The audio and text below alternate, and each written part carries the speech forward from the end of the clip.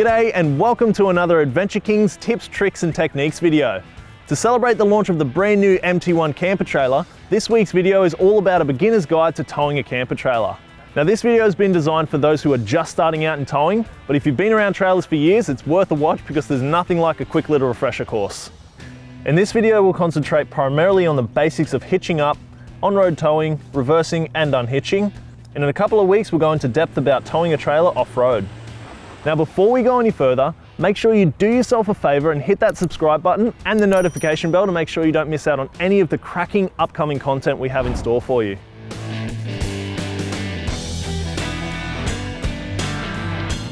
Okay, so let's start at the very beginning, how to hitch up your trailer.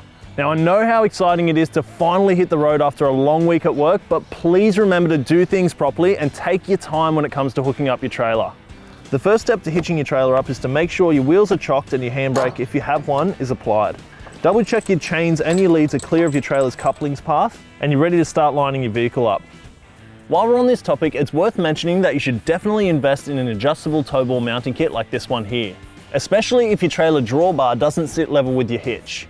The idea is to get your trailer as level as possible while towing, with a slight emphasis towards it sitting nose down to keep good downward pressure on the tow bar.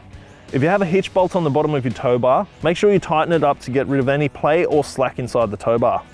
A handy tip if you've got a reverse camera with a pivot point like this one is to pivot it down towards your trailer coupling.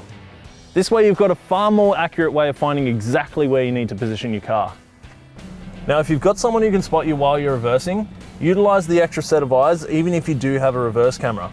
And remember, it's your job as the driver to listen to exactly where your spot is telling you to go.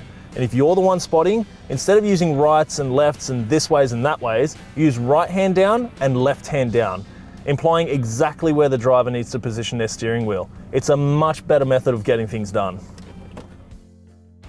Next, connect your trailer coupling via whatever connection method it uses. And if it's a standard ball coupling, then remember to always use an R-clip. Now if your trailer has two chains, make sure you cross them over onto opposite sides of the tow bar. So the right chain will go to the left side of the tow bar and the left will go to the right side. Also, make sure you're using the correct, properly rated D-shackles. Now, contrary to popular belief, the D-shackles don't actually have to be painted yellow, but they do have to have the correct working load limit stamped on them. So make sure you're using the correct ones for your trailer.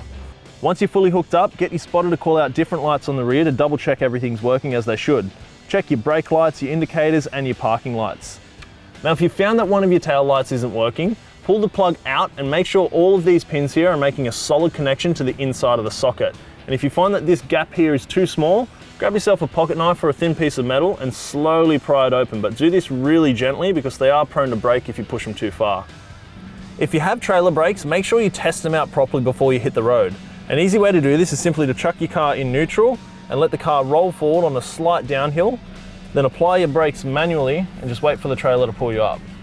Rightio, so they're pulling me up perfectly, so it's time to hit the road.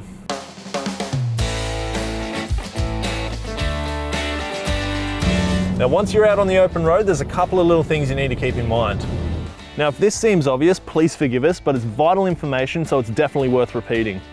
When turning corners, your trailer will follow a tighter radius than your tow rig, which is why you need to be conscious of swinging wide enough that you clear gutters. Now you're not towing a B-double, but you're also not driving a hatchback either. Take it easy on your vehicle and make sure you apply your brake, your steering and your acceleration all in a smooth manner. Avoid any jerky, sudden movements. And don't be in a rush to get anywhere. Just stick to the far left lane and let faster traffic overtake you.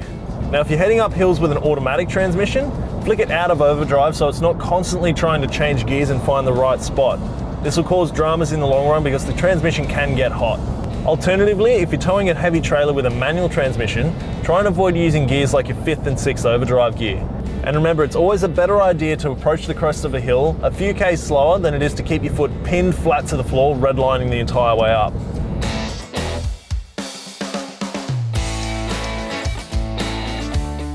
Rightio, so here we are at the root cause of more headaches and high blood pressure moments than any other aspect of owning a trailer, reversing it. Now seasoned pros will make this look like second nature, and with a bit of practice, you'll be able to do it with your eyes closed. Well, just about anyway. Now the best thing you can do here is find an empty car park like your local footy fields and just practice maneuvering your trailer in and out of various different spots, both forwards and back. Now you basically just need to get used to how your trailer is going to react if you turn your steering wheel in any given direction. The tricky part here is trying to remember that the trailer will go in the opposite direction to where you turn your steering wheel.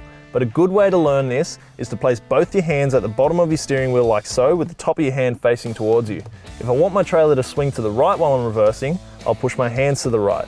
If I want it to go to the left, I'll push my hands to the left. It's really that simple. Rightio, so I'm going to give you a quick demo on how to get the trailer into a tight spot like this one up on my right here. So I'm going to chuck the highly neglected and underrated indicator on. The spot's on my right, so I'm going to swing out to the left real slightly, and just before I come to a stop, I'm going to go a little bit of right hand down. The reason I do this is because it's going to change the angle of the trailer slightly, so that way I don't have to chase the trailer as much when I put it into reverse. I'm going to whack it into reverse, basically let off the brake real nice and slow and let the car idle its way backwards. Again, I want the trailer to go to my right, so I'm going to push my hands to the right to start it off. Very slowly, and I can eventually start to catch that trailer as it swings around. Keeping a close eye on all your mirrors and your reverse camera if you have one. Just going to go hard right hand down to continue catching it. Keep a real close eye on everything, and again, if you stuff it up, don't worry, just whack it in drive, go forward a little bit, and it'll bring the trailer straight so then you can continue. It's all about finding that sweet spot where you can chase that trailer and catch it nicely. That way, when you come to a nice stop, real nice and gentle, whack the car in park, handbrake on, it's easy as that. Again, learning how to reverse a trailer is all about practice, and once you've got a feel for it, it'll become second nature and you'll end up developing your own tips and tricks that you can pass on in the future.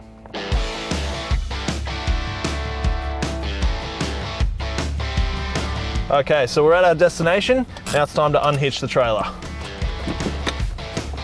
Rightio, so the first step is to jump out and apply the handbrake on your trailer. Then disconnect all your 12-volt plugs that you might have, but leave your safety chains attached for the moment. That's just a fail-safe in case the handbrake fails and the trailer wanders off on you, they're gonna catch the trailer. Another safety item that's recommended you use is a couple of wheel chocks. I'm gonna chuck them on the downhill section of where the trailer is gonna roll. Next thing I'm going to do is chuck the jockey wheel onto the clamp plate. I'm going to wind it up until the trailer coupling disconnects. Then I'm going to remove the chains and move the vehicle out of the way. Now, because I'm working with pretty soft ground here, I'm going to chuck a piece of wood underneath the jockey wheel just to stop it from digging in. Now, before I start winding the jockey wheel up, I'm going to move to the same side of the trailer that the jockey wheel is on. This is just in case the unlikely event happens where there's too much load on the hitch and it springs back up into the air. You don't want to have any of your body parts over the top of that, so I'm going to move around to the other side. Now at this point in time, you want to disconnect any and all locking mechanisms on your trailer coupling. Wind the jockey wheel up until the coupling disconnects, disconnect your chains and move your vehicle out of the way. Now it's important to note here that if you're going to be moving your trailer around by hand, wind your jockey wheel down to about halfway, just to stop any unnecessary flex and bending inside the jockey wheel body.